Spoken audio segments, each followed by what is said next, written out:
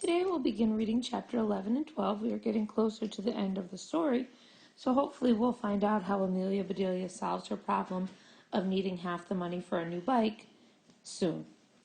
We left off chapter 10 where Amelia and Susie had gone to the bike shop and learned of a bike contest coming up, so let's see what happens. Chapter 11, Dream Bike Nightmares.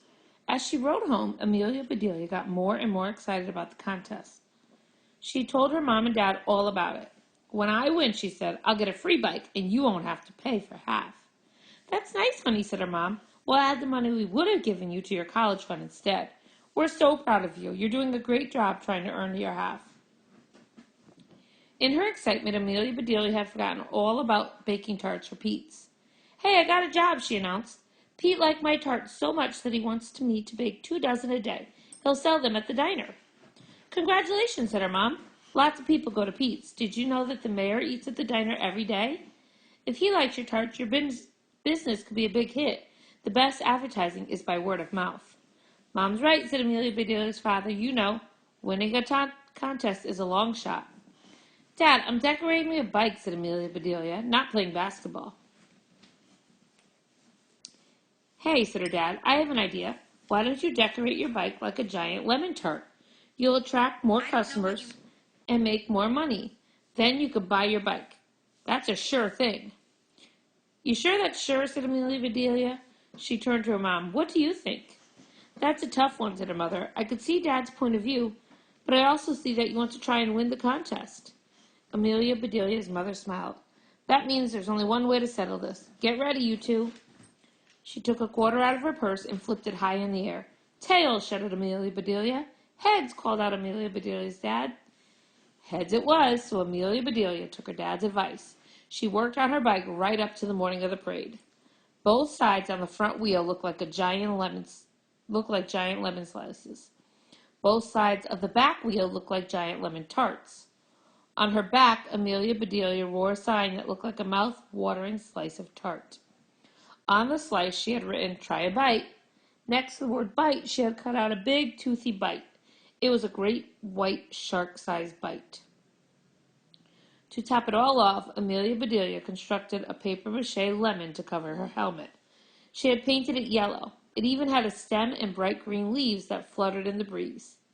If I were you, said her dad, I would take along some lemon tarts and hand them out to people as samples. That way you could peddle your tarts all over town. Her dad chuckled to himself. Amelia Bedelia guessed that he must have made some kind of joke about being on a bike and selling tarts. She didn't have time to figure it out, and from the way her mom was shaking her head and rolling her eyes, it surely wasn't worth understanding what anyway.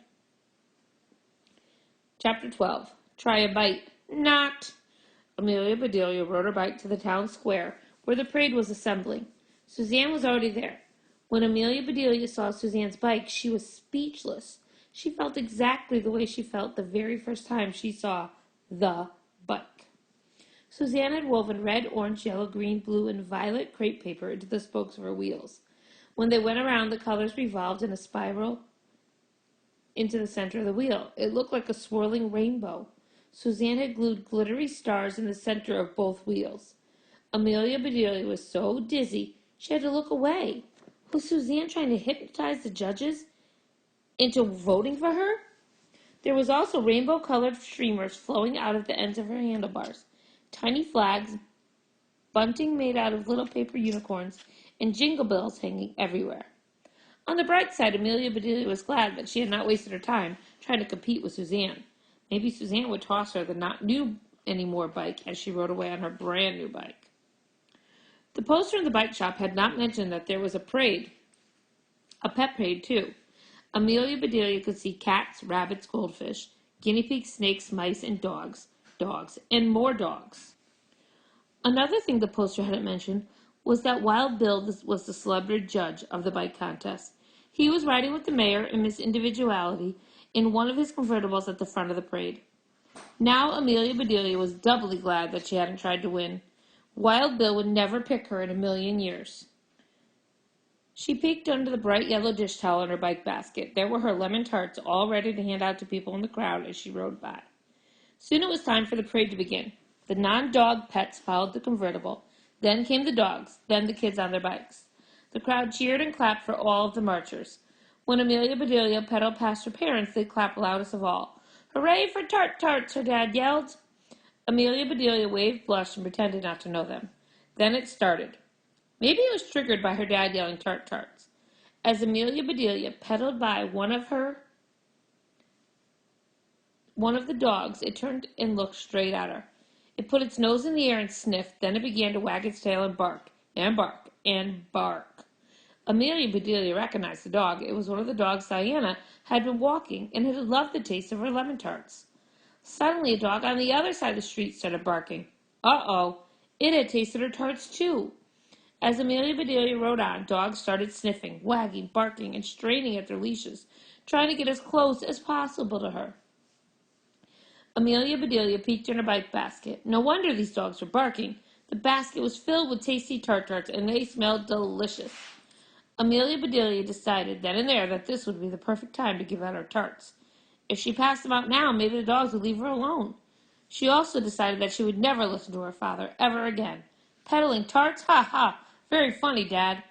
Come back here, Bruno. Amelia Bedelia looked behind her.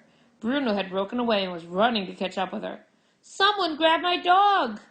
Another dog had broken away. Amelia Bedelia pedaled faster. Lucky, stop, stay! And another, and another. Hey, grab that leash! It seemed as though all the dogs in town were chasing Amelia Bedelia and her tart-tarts. Maybe it was because they didn't want to miss out on a treat. Or maybe this was how the dogs celebrated their spirit of individuality. Or maybe they just loved Amelia Bedelia. She was weaving in and out of the other bicycles and marchers. She pedaled as fast as she could on her old bike, with her lemon head bobbling wildly. Faster, yelled Suzanne, who had seen what was happening. She rode behind Amelia Bedelia, swerving back and forth, trying to keep the dogs away. Several of Amelia Bedelia's friends from school pedaled up and tried to help too. Go, Amelia Bedelia, yelled Joy. Faster, called Chip. Tweet, tweet. There was the policeman from the park. He blew his whistle at Amelia Bedelia and held up his hand to signal her to stop. Amelia Bedelia glanced over her shoulder. She had never seen so many dogs. She reached into her basket, pulled out a tart, and put it in the policeman's hand as she sped by. He blew his whistle even louder. She looked back and saw a dog leap through the air, grab the tart right out of the policeman's hand, like a porpoise snatching a sardine from a sailor. The policeman stared at his hand and counted 1, 2, 3, 4, 5. All of his fingers were present and accounted for. Woof!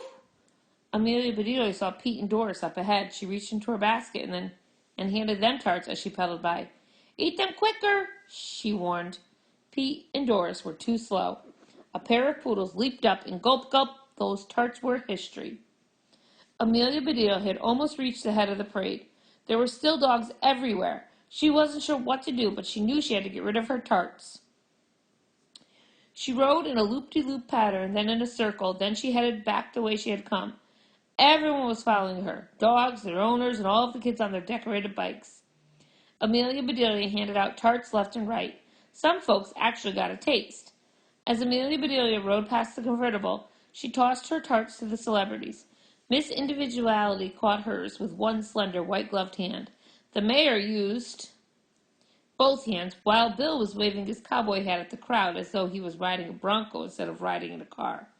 Amelia Bedelia tossed her last tart right into his hat. Bullseye!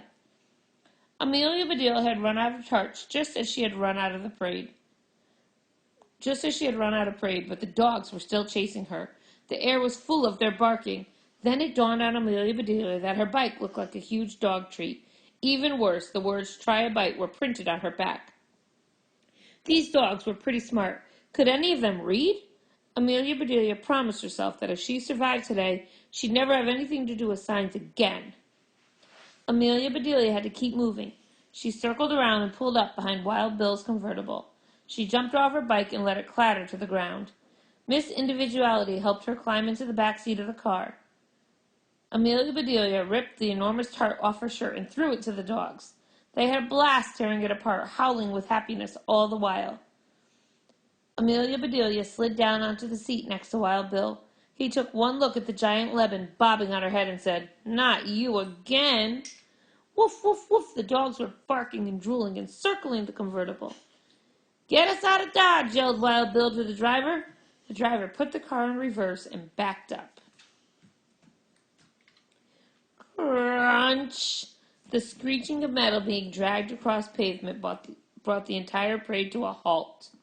"What was that?" asked Wild Bill. "That," said Amelia Bedelia, her eyes brimming with tears, "was my bike." So now Amelia Bedelia has a real major problem. She absolutely needs a bike now because hers just got run over. So tomorrow we will read the last 2 chapters and hopefully we will have a solution to our problem. There were no new characters or settings to add, so we will see what happens in the last 2 chapters. Go answer your questions for these 2 chapters.